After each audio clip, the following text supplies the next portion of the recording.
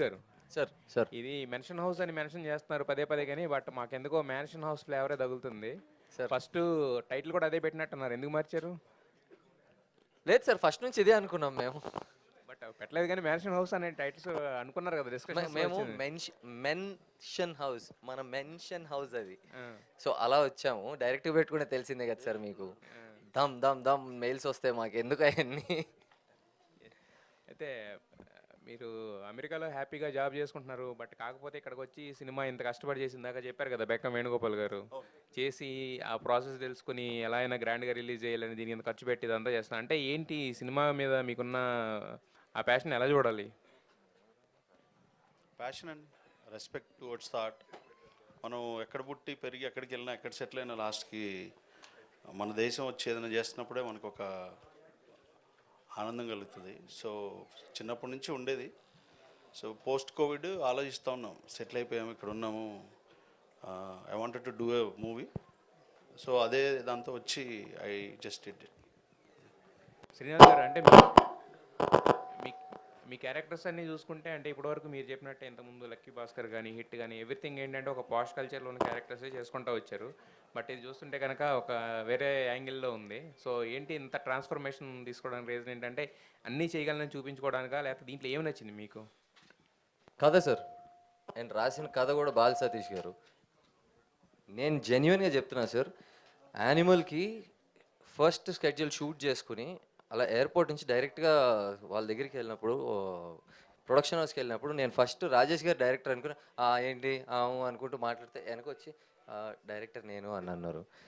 అప్పుడు నాకు literally neat shave sir, Animal introduction scene ఉంది చూసారు, అంత నీట్ షేవ్లో ఉన్నా. ఆయన లాంగ్ హెయిర్ గడ్డం బాగుంటుంది, యూ లుక్ రగ్డ్ అని అన్నారు. అప్పుడు దాకా నాకు నా మీదే నమ్మకం లేదు. అదేంటి నాకు గడ్డం ఉండి జుట్టు ఉంటే నేను బాగుంటానా ఏదో అనుకుంటున్నారు అని అనుకున్నా. బట్ ప్రాసెస్లో నేను గడ్డం లాంగ్ హెయిర్ పెంచుకున్న తర్వాత నాకే కొత్తగా అనిపించింది sir. Now that requirement came because cinema కథలో ఆ రిక్వైర్మెంట్ ఉంది. సో అసలు నీట్ షేవ్లో ఉన్నప్పుడు నమ్మిన నా డైరెక్టర్ని, ఆయన విజన్కి ఫస్ట్ అయితే నేను పడిపోయాను. దెన్ ఐ వాజ్ లైక్, మళ్ళీ మధ్యలో యానిమల్ చేసుకుని వచ్చినా కూడా యానిమల్ మళ్ళీ ఎండ్లో వచ్చేసరికి I had to cut the hair and beard cut చేయాల్సిన సిచ్యువేషన్ వచ్చినప్పుడు నేను సందీప్ గారితో ఇలా అంటుంటే లేదు పెట్టుకో అని అన్నారు. నా టైం అక్కడ కట్ చేసామంటే ఇంకా కట్ చేయాల్సిన పరిస్థితి. But he also understood and ఆ స్టోరీకి కూడా కలిసి వచ్చింది లాంగ్ హెయిర్ అండ్ గడ్డం. సో మేబీ ఆ లాంగ్ హెయిర్ గడ్డం కలిసి వస్తుందేమో, నాకు చూద్దాం. Thank you very much sir. Bala గారు, బాల సతీష్ గారు, సార్ కొంచెం ఈజీ క్వశ్చన్లు అడగండి సార్ ప్లీజ్. ఇది క్విజ్ ఏం కాదు, పర్లేదు, ఈజీ ఉంటాయి అన్ని. Thank you. ఇది శోభనానికి కట్అవుట్ పెట్టించాలన్న ఆలోచన ఎవరిదండి? మీ సర్కిల్లో ఏమైనా జరిగిన ఇన్సిడెంట్లు ఎక్కడి నుంచి తీసుకున్నారు? ఈ ఆలోచన ఏంటి? అదే సార్, ఒకడు పెట్టిస్తానన్నాడు సార్ నా ఫ్రెండ్, నా శోభనానికే. బట్ నాకు ఇంకా పెళ్లి కాలేదు. నీకు అలా పెట్టించాలి ఒకసారి, నేను ఇట్లా సూపర్ హీరో పెట్టించి అది అని అన్నాడు. సో అందుకు నేను మా హీరో మీద. నీ పెళ్ళైనప్పుడు నేను పెట్టిస్తాను నీకు. అవెంజర్స్లో అందరు నువ్వే ఉంటావు చూడు. ఓకే, ఈ కంటెంట్ చూస్తుంటే village back drop, rural back drop బాగుంది, రూటెడ్గా విజువల్స్ అన్ని బాగున్నాయి. బట్ కోర్ కంటెంట్ అనేది ఏముంది సినిమాలో అంటే మీరు ఏం చెప్తారు? కోర్ కంటెంట్ అంటే సార్ ఇది, అంటే మీకు టైటిల్ చూడగానే ఏంటిది ఆల్కహాలిక్ టైటిలా, లేకపోతే డెఫినెట్లీ మీరు ఆ క్వశ్చన్ ప్రిపేర్ అయ్యి వచ్చింటారు నాకు తెలుసు. బట్ నేను రాసుకున్న కథల్లో ఫ్యూచర్లో నేను తీయాలనుకున్న సినిమాల్లో అసలు స్మోకింగ్ కార్డు, డ్రింకింగ్ కార్డు లేకుండా చేయాలనే సినిమాలు ఉన్నాయి నాకు నా దగ్గర. బట్ ఈ కథని ఇలాగే చెప్పాలి అని ఉంది. సో అదనమాట మెయిన్ కోర్ పాయింట్. అంటే ఇంకా ఏం లేదు సార్, అంటే ఇప్పుడు ఆల్కహాల్ వల్ల పర్సనల్గా నేను కానీ నా ఫ్రెండ్స్ కానీ చాలామంది లైఫ్స్ రూయిన్ అయిపోతున్నాయి. దాన్ని ఒక ఎంటర్టైనింగ్ వేలో చెప్పాను, అంతే అంతే సార్. డైరెక్టర్ గారు ఎస్ ఇటు సార్ ఇప్పుడు టైటిల్ పెట్టేటప్పుడు చాలా రకాలుగా ఆలోచించాలి. అవును. ఫ్యామిలీస్ అసలు థియేటర్కి రావట్లేదు. ఇలాంటి టైటిల్ పెట్టడం వల్ల ఫ్యామిలీస్ ఏమైనా ఇంకా ఇంకొంచెం దూరం అవుతారేమో అన్న భయం ఏమైనా ఉంటుందా? ఉంది సార్, ఉంది. బట్ డెఫినెట్లీ సినిమా చూసిన తర్వాత ఫ్యామిలీ ఆడియన్స్కి ఎక్కువ నచ్చుతుందని నమ్మకం సార్ నాకు. ఈ మధ్య సెన్సార్ బోర్డు వాళ్ళు ప్రతిదానికి అబ్జెక్షన్ చెప్తున్నారు. మీ టైటిల్కి అబ్జెక్షన్ చెప్పలేదా? అంటే మేము ఇంగ్లీష్లో కొంచెం స్పెల్లింగ్ తప్పు పెట్టాం సార్. అవునా? ఆ టైప్ వల్ల వచ్చేసింది. అంటే మాకు అందరం ఇంగ్లీష్లో కొంచెం పూర్ సార్, అలా వర్కౌట్ అయిపోయింది. మాకు ఆటో కరెక్ట్లో కరెక్ట్ అయిపోయింది మాకు అది. పోనీ బాలకృష్ణ గారి పర్మిషన్ ఏమైనా తీసుకున్నారా? ఆయన బ్లెస్సింగ్స్ అయితే తీసుకుంటాం సార్ తప్పకుండా. All the best. Thank you Srinath గారు Sir, Yeah, అంటే మీరు క్యారెక్టర్ ఆర్టిస్ట్గా చేసినా సరే ఇప్పుడు సినిమాగా చేసినా సరే your selection is right choice అనేది మీరు చేసుకున్నట్టుగానే కనిపిస్తుంది. అంటే అది అలా జరిగిపోయిందా, మీ సెలక్షన్ ఎలాగా? అలా జరిగిందని నమ్ముతాను సార్ ప్రస్తుతానికైతే. I think blessings of God and ఆ టైంలో ఆ డైరెక్టర్స్ కూడా నాకు అలా చూడటం అనేది నా బ్లెస్సింగే సార్. నేను ఐ వుడ్ సే నా క్రెడిట్ అంటూ ఏం లేదు సార్. వాళ్ళు అంతే అందంగా రాసుకున్నారు నా క్యారెక్టర్స్ అండ్ నా నాలెడ్జ్ పనికొచ్చింది. And I would say universe గట్టిగా అనుకుంటాం కదా, దేవుడా నాకు ఇది చేసి పెట్టు, నాకు ఇది చూసి పెట్టు అని అందరం కోరుకుంటూ ఉంటాం. అలా నేను కోరుకున్నోడినే. సో అలా నేను 4 సంవత్సరాలు ప్రతిరోజు పెళ్లి చూపులో రిలీజ్ అయినప్పటి నుంచి నేను అనుకున్న ప్రతిరోజు వాట్ తరుణ్ భాస్కర్ అనే మనిషితో పని చేయాలి అని చెప్పి. విశ్వకేమో ఆయనని పబ్లో పట్టుకున్నారు. నేను దాని తర్వాత పబ్బులకి వెళ్ళటం మొదలుపెట్టి ఆయన ఎక్కడ దొరుకుతారేమో అని చెప్పి. నాకు అలా దొరకకపోయినా 4 years తర్వాత ఇప్పుడు పిలిచి ఈఎన్ఈలో పెట్టుకున్నారు. సో ఐ వుడ్ సే ప్రకృతి అనేది ఉంటుందని నా నమ్మకం సార్. ఎస్, మీ టైం వచ్చింది అనేందుకు చాలా ఆనందపడుతూ చెప్పారు తరుణ్ గారు కూడా. మీరంటే హీరోగానే కాకుండా ఈవెన్ క్యారెక్టర్ ఆర్టిస్ట్గా కొనసాగుతారా వస్తే కనుక? ఎట్లా మీ కెరీర్ అనేది ఎలా ఉండబోతుంది? Sir end of the day I want to be part of cinema sir. అది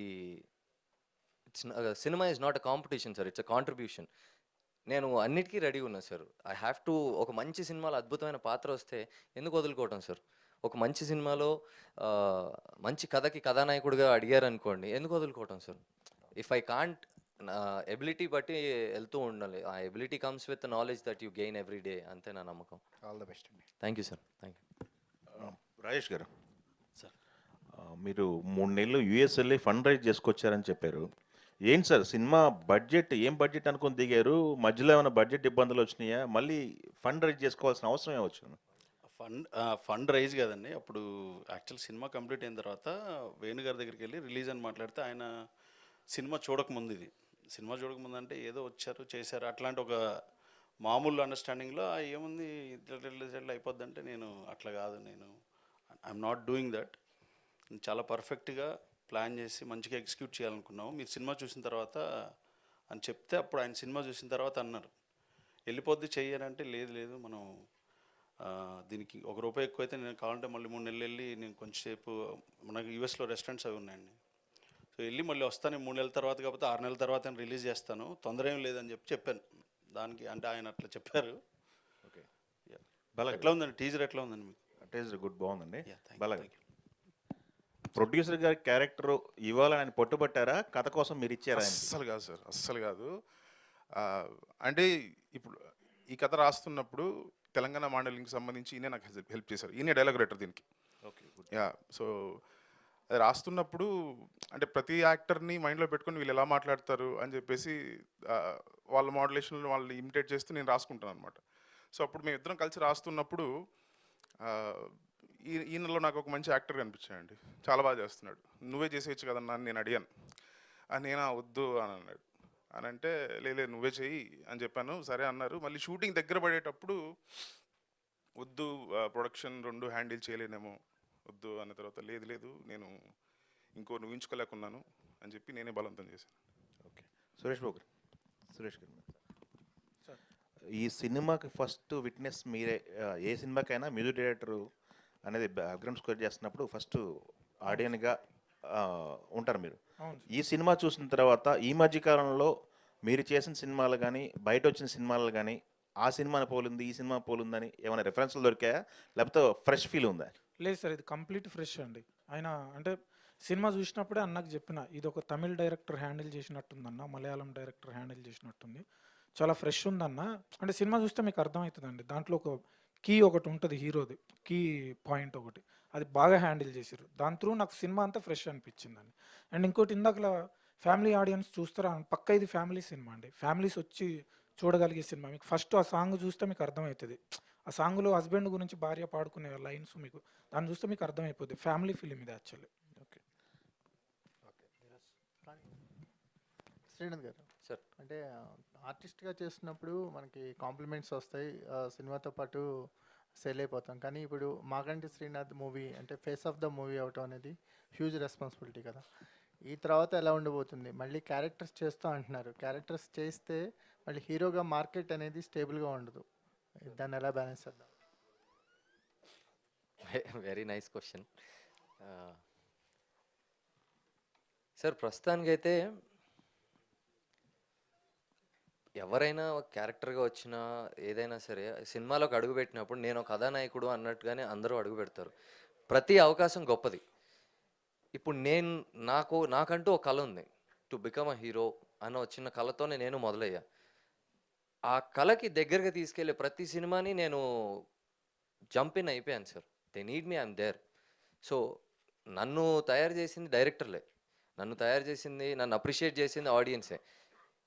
ఇప్పుడు వాళ్ళని డైరెక్ట్గా ఎంటర్టైన్ చేయడానికి నాకు దొరికిన ఒక గొప్ప అవకాశం ఇది. అండ్ దట్ కేమ్ ఫ్రమ్ బాలసతీష్ గారు అండ్ రాజేష్ గారు. అండ్ దానికి ఏంటంటే ఇంకా బలం తోడైంది. సురేష్ బొబ్బిలి గారు వచ్చారు, ఆయన ఇంకో అద్భుతమైన మ్యూజిక్ ఇచ్చారు. గ్యారీ గారు వచ్చారు, ఆయన ఇంకో అద్భుతమైన ఎడిట్ ఇచ్చారు. There are much talented actors who jumped in, అందరూ కాంట్రిబ్యూట్ చేశారు. సో నా ఒక్కడిది రెస్పాన్సిబిలిటీ అనే కంటే మేము అందరం షేర్ చేసుకున్నాం దీన్ని. ప్రస్తుతానికైతే గన్ ఫైర్ అయిపోయింది సార్, క్లాక్ అయిపోయింది, ఫైర్ అయిపోయింది. ఇంకెక్కడి నుంచి ఎలా వెళ్తుంది అనే దాని మీద నా కంట్రోల్ తక్కువ. బట్ నేను మీ దగ్గరికి రావడానికి నా ప్రయత్నాలు అయితే I'm doing my best. And in terms of doing a character role again, కథే సార్, కథే హీరో. ఆ కథకి డైరెక్టర్కి నేను కావాలి అని అనుకుంటే I will be there sir. That's all. My life is for cinema, so I will do my best for cinema. ఈ క్యారెక్టర్ ఇచ్చిన ఎక్స్పీరియన్స్ ఏంటి అంటే అంటే చాలా కోపంగా ఉండే క్యారెక్టరు, అంటే తాగుబోతుగా రెఫరెన్స్లా అనిపిస్తుంది. సో ఈ రెండింటి మధ్య మీకు ఏం దొరికింది అంటే ఆర్టిస్ట్గా? నా మిస్టేక్స్ కనిపించాయి సార్ ఈ ప్రాసెస్లో. సినిమా చేసుకుంటున్నాము, నాకంటూ ఆ రోజులో నాకంటూ ఒక సెట్ ఆఫ్ నాలెడ్జ్ ఉంది. ఆ సెట్ ఆఫ్ నాలెడ్జ్ని అరకొరగా నేను పెట్టలేదు.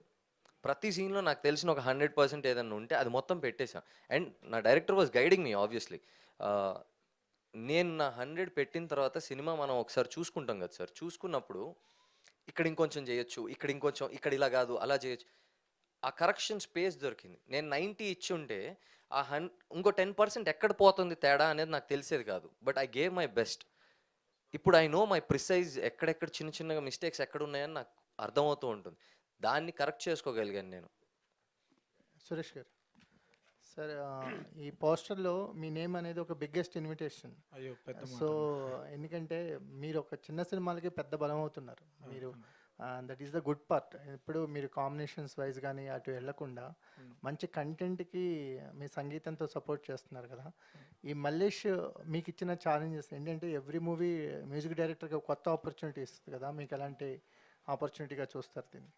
అంటే నేను ఇది కమర్షియల్గా నాకు బాగా ఛాలెంజింగ్ అనిపించిందండి. ఎందుకంటే నేను ప్యూర్ కమర్షియల్ ఫిల్మ్ ఇంతకుముందు చేయలే. నాకు ఇష్టం ఉండే కమర్షియల్ సినిమా వస్తే బాగుండు, కొడదాం అట్లా ఉండే. ఒక స్టార్ హీరోకి ఎంత అయితే చేయగలం కొడుతున్నాం, బట్ ఇది proper commercial cinema sir. So నేను అంటే బాగా ఇంట్రెస్టెడ్గా వర్క్ చేసిన. ఇది ఒక కమర్షియల్ ఇదిగా నన్ను ఇంకో లెవెల్కి తీసుకెళ్తుందని అనుకుంటున్నా ఈ cinema. Thank you sir. Tag ఉంది కదా, రూరల్ కల్ట్ కామెడీ అని చెప్పేసి. అవును. సో ఆ సెల్ఫ్ ప్రొక్లమేషన్ అనేది ఎంతవరకు కరెక్ట్ అండి?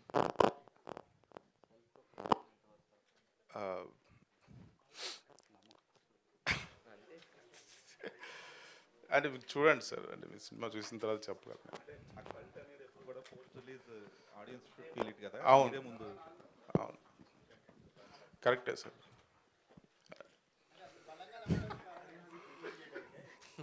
Sir IAS IPS range questions చేయకండి సార్ మమ్మల్ని. మేము ఇప్పుడే కదా, ఇవాళే మొదటి రోజు మాది బయటికి రావటం.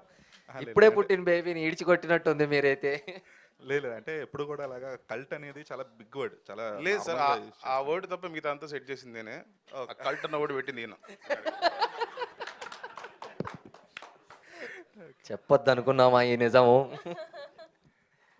చెప్పండి. అక్కడ డిబేట్ జరిగిందండి. డిబేట్ జరిగితే నేను పెడదాము కల్ట్ అని, ఇంట్రెస్టింగ్గా ఉంటుంది అండ్ చూసిన వాళ్ళు ఎవరు డిసప్పాయింట్ అవ్వరు. సో నా ఫీలింగ్ ఏంటంటే అండి, బాగుందని చెప్పి ఏదో ఒకటి చెప్పి థియేటర్కి తీసుకొస్తాను, వచ్చిన తర్వాత వాళ్ళు తిట్టుకోకూడదు. అరే చెప్పినంత బాగుంది, హ్యాపీగా ఒక 2 hours మనం ఎంజాయ్ చేసి వెళ్ళాం అని అనుకోవాలనేదాన్ని. ఐ థింక్ నేను అంతవరకు అకాంప్లిష్ చేశాను అనుకుంటున్నాను. You will get to see it అండి. సో శ్రీనాథ్ ఒక యాక్టర్గా అయితే ప్రూవ్ చేసుకున్నారు ఇప్పటిదాకా వచ్చిన మూవీస్. సార్ ఒక హీరోగా ఎంతవరకు జస్టిఫై చేయగలిగారు? అండ్ ఆడియన్స్ మిమ్మల్ని హీరోగా ఎందుకు చూడాలి, why they should come to the theatres అంటే మీరు ఎలా జస్టిఫై చేస్తారు? సార్ మీ క్వశ్చన్లోనే ఆన్సర్ ఉంది సార్. యాక్టర్గా ప్రూవ్ చేసుకున్నారు అని అన్నారు. నేను చాలా చిన్న సినిమా నుంచి, హిట్ అనే యూనివర్స్లో నుంచి, యానిమల్ అండ్ లక్కీ భాస్కర్ అనే మూవీస్లో నేను ప్రూవ్ చేసుకునే ప్రతి సినిమా మీకు ఆడియన్స్కి దగ్గర అయ్యే పాత్రలనే ఎత్తుక్కున్నా నేను కూడా. బికాస్ ఇందాక సార్ అడిగినట్టు I had to be very conscious sir. నేను చాలా కాన్షియస్గా నన్ను జనాలకి దగ్గరికి తీసుకెళ్ళే పాత్ర ఏముంది అని ఎత్తుక్కుంటూ నేను జంప్ అయిన అవుతూ ఉన్నా. ఈరోజు కనీసం నాకు నా జర్నీలో కొంచెం దగ్గరికి వచ్చాను అని అనుకుంటున్నా. బికాస్ కొన్నిసార్లు రోడ్డు మీద నడుస్తుంటే ఏ కార్తీక్ అని చెప్పి యానిమల్ క్యారెక్టర్లో పిలుస్తారు, కొంతమంది సూరజ్ అని చెప్పి లక్కీ భాస్కర్ నుంచి పిలుస్తారు. కార్తీక్ నాకు నార్త్ సైడ్ ఎక్కువ రికగ్నైజేషన్ ఇస్తే, లక్కీ భాస్కర్ నన్ను ఇంట్లో ప్రతి పేరెంట్స్కి దగ్గరికి తీసుకెళ్ళింది.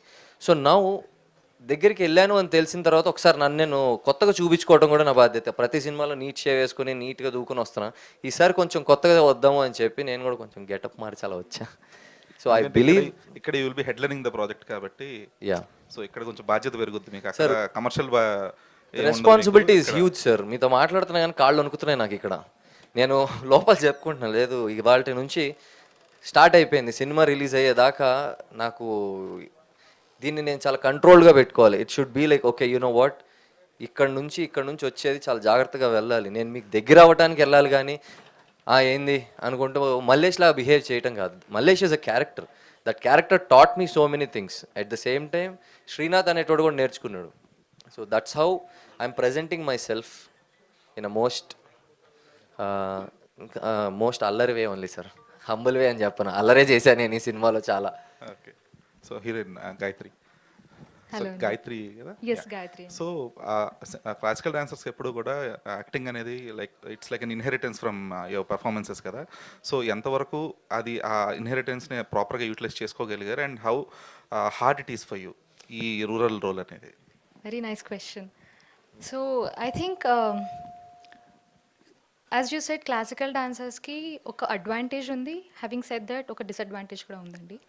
Endukante being a classical dancer, we have a vivid understanding of the Navarasa, 9 types of emotions. And being a classical dancer, there are also a lot of songs ikkada where I have to play multiple roles. ఇప్పుడు ఒక సాంగ్లో నేను ఒక Durga play చేస్తాను, నేను ఒక Mahishasura play చేస్తాను, నేను ఒక victim. So I'm playing the victim, villain and the saviour. అలా ఆ ట్రాన్సిషన్ ఏదైతే ఉంటుందో అలా క్విక్గా ఒక క్యారెక్టర్లోకి మనం ప్రవేశించి, పరకాయ ప్రవేశం అంటారు కదా, సో అలా మనం ఇన్వాల్వ్ అయిపోయి చేయడానికి క్లాసికల్ డాన్స్ అనేది ఒక huge platform which never will have any ending. చాలా ఎక్స్ప్లోర్ చేయడానికి ఉంటుంది. అది నాకు చాలా యూజ్ అయింది ఒక క్యారెక్టర్ని ఎంపథైజ్ చేసుకుని, అర్థం చేసుకుని దాన్ని ఇనాక్ట్ చేయడానికి.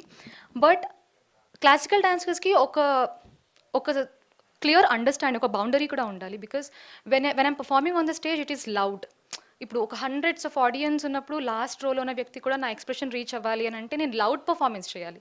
But it's not the same in front of the camera. చాలా సటిల్గా చేయాలి. ఆ విషయంలో I think I have to thank my directors. ఎందుకంటే I think they kind of mentored me. నాకు కొంచెం నా performance tone up tone down చేయడానికి కొంచెం హెల్ప్ చేశారు. బట్ ఇన్నేట్గా ఒక క్యారెక్టర్ని అర్థం చేసుకోవడానికి ఆర్గానిక్గా, అంటే ఆర్టిఫిషియల్గా కాకుండా, ఇప్పుడు జ్యోతి అనే క్యారెక్టర్ ఎలా బిహేవ్ చేస్తుంది అని అంటే క్విక్గా నేను దాన్ని అర్థం చేసుకునే శక్తి నాకు ఉండాలి. సో ఆ శక్తి నాకు ఇచ్చింది క్లాసికల్ డాన్సింగ్. కాబట్టి I think it's always an advantage in a huge way. So I'm blessed to be a classical dancer. I think going forward also, in our debut movie, దీంతో I think I believe and hope that I'll impress audience. And నాకు తెలిసి, I really want people to remember me as a dancer and an actress. So ఎందుకంటే dance వల్ల నాకు ఈ opportunity వచ్చింది. Dance has been there in my life. And dancer and యాక్ట్రెస్గా నేను కూడా, అంటే ఇప్పుడు మనం శోభన గారు అండ్ భానుప్రియ గారు ఎలాగైతే ఉన్నారో ఆ రేంజ్ కాకపోయినా వాళ్ళ కేటగిరీలో నన్ను గుర్తుపెట్టుకోవాలి ఆడియన్స్ అనేది నేను కోరుకుంటున్నాను. గాయత్రి గారు, మా ఇద్దరికీ ప్రాబ్లం ఉంది సార్. 2 మార్క్స్ క్వశ్చన్కి 10 మార్క్స్ ఆన్సర్ రాస్తాం. గాయత్రి గారు, యా, హాయ్ అండి. వెల్కమ్ టు టాలీవుడ్ అండి. Thank you so much.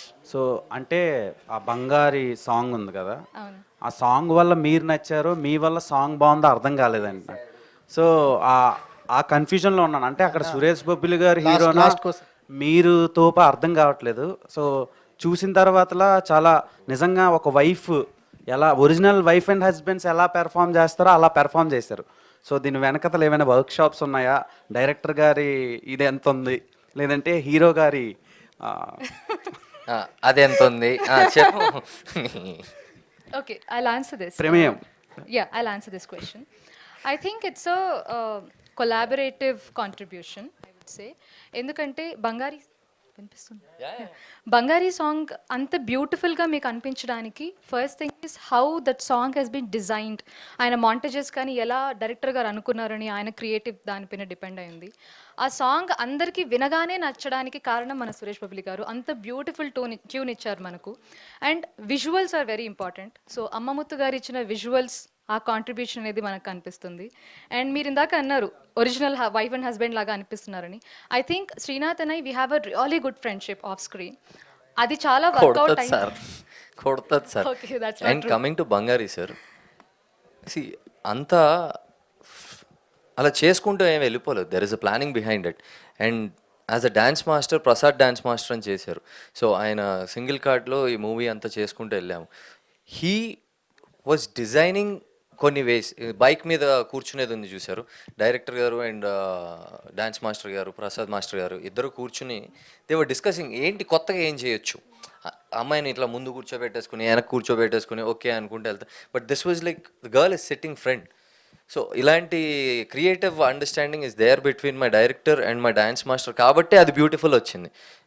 So అంటే ఏదైనా కొలాబరేషన్ ఓవరాల్. లాస్ట్ ఏదైనా ఒక సాంగ్ కానీ, టీజర్ కానీ, డైలాగ్, కాన్వర్జేషన్ కానీ హీరో హీరోయిన్ మధ్యలో చూస్తే ఏదో ఒక దగ్గర ఇది యాక్టింగ్ అని తెలుస్తుంది. ఫ్యూ ఇయర్స్ బ్యాక్ విశాల్ గారిది ఒక సినిమా కరకు చూపు కుర్రోడా అని ఒక సాంగ్ ఉంటుంది. సో అందులో ఆ సాంగ్లో చాలా రియలిస్టిక్గా ఉంటుంది వాళ్ళిద్దరి మధ్యలో బాండింగ్. దాని తర్వాత నాకు మీదే అంత రియలిస్టిక్గా అనిపించింది. Thank you so much. So I hope when I wish me cinema కూడా అంతే రియలిస్టిక్గా ఉంటుంది అనుకుంటున్నా. చాలా ఫిక్షనల్గా వస్తున్నాయి ఇప్పుడు సినిమాలన్నీ, చాలా రస్టిక్గా వస్తుంది అనుకుంటున్నాను. ఆల్ ద బెస్ట్ అండి, all the best. And Srinath గారు మోస్ట్ ఎమర్జింగ్ యాక్టర్ మీరు టాలీవుడ్లో సార్, అండ్ సక్సెస్ఫుల్ యాక్టర్ కూడా. ఇప్పుడు అది నా ఒక్కడిది కాదండి, that is distributed to everyone. చాలా సినిమా సినిమాలు గెలిస్తే మేము గెలిచినట్టే. చాలా సినిమాలు వస్తున్నాయి. దాన్ని ఏమంటారు, సీజనల్గా కొన్ని సినిమాలు వస్తాయి, అన్సీజన్లో కొన్ని వస్తాయి. కానీ మీవి ఏ సీజన్లో వచ్చిన క్యారెక్టర్స్ని బాగా హుక్ అయిపోతున్నారు ఆడియన్స్. సో ఈ మ్యాన్స్నోస్ మల్లేష్ అనే క్యారెక్టర్కి కమర్షియల్గా ఎలా మీకు వర్కౌట్ అవుద్ది, ఆడియన్స్కి ఎలా పోర్ట్రే అవుతుంది, వాళ్ళు ఎలా తీసుకోగలరు? సార్ ఆడియన్స్ అయితే డెఫినెట్లీ ఎంజాయ్ చేస్తారు సార్. నేను నేను గట్టిగా అరిసి మాట్లాడాలన్నా లేకపోతే అని గట్టిగా అరవాలన్నా కూడా నేను ఇప్పటికీ ఆలోచిస్తాను. కానీ ఆ సినిమా నాకు ఫుల్ ఫ్రీడమ్ ఇచ్చింది. అబ్బో చిన్నప్పటి నుంచి ఇప్పుడు దాకా వచ్చిన కోపాలన్నీ అలా దాచుకుని తీసి గట్టిగా ఎక్కడెక్కడ అవసరం అక్కడ అరుచుకుంటే వెళ్ళిపోయా. సో దిస్ మూవీ నన్ను ఏం చేయలతో కట్టేలేదు, వదిలేసింది నన్ను. సో నాకున్న చిన్న ఇన్హిబిషన్స్ కానీ ఏదన్నా ఉన్నా కూడా ప్రతిరోజు బ్రేక్ చేసుకునే ప్రాసెస్ అయితే నడిచిపోయింది. And in terms of how will I entertain audience, ప్రస్తుతం ఇప్పుడే టీజర్ లాంచ్ అయింది, మళ్ళీ ట్రైలర్ ఉంది, ఇంకా సినిమా ఉంది, March 6th ఉంది. మీరు అందరు రావాలి. మీరేమో it's not a review, it's an opinion అంటారు. So come give your valuable opinion. మేము కూడా take us much closer to cinema, to audience. మమ్మల్ని తీసుకెళ్ళండి మీడియాగా. అందరూ మేము ఇక్కడ కూర్చొని గట్టిగా అరుస్తూ సోషల్ మీడియాలో ఇక్కడ అక్కడ అరవగలుగుతాం అంతే. బట్ యాజ్ అ మీడియా మీరు మా సినిమా గురించి మాట్లాడితే ఇంకా దగ్గరికి వెళ్తుంది మా సినిమా, ఇంకా ఆడియన్స్కి దగ్గరికి వెళ్తుంది, అదర్ కంట్రీస్కి వెళ్తుంది, సో యూఎస్కి వెళ్తుంది. I mean there is a huge audience for Telugu cinema lovers only Telugu state అని అనుకుంటున్నాం. మొన్న మలయాళంలో ఒక సినిమా చేశాను, అక్కడ తెలుగు మాట్లాడుతున్నారు జనాలు. They are like I watch your movie Lucky Bhaskar, డబ్బింగ్లో చూసాము అంటే లేదు తెలుగులో చూసాము అన్నారు. సో తెలుగుకి ఒక డిఫరెంట్ ఇట్స్ లైక్ సార్ చాలా రాయల్ ఇండస్ట్రీ సార్ మనది, చాలా royal industry. Every one look up to us. మనల్ని చూస్తూ ఉంటారు, మనం కథలు ఒకవైపు చూస్తాం, మన మేకింగ్ స్టైల్ వేరు. Global movies are done by us. మళ్ళీ 10 మార్కులు ఆన్సర్ ఇచ్చానా? Thank you. Thank you.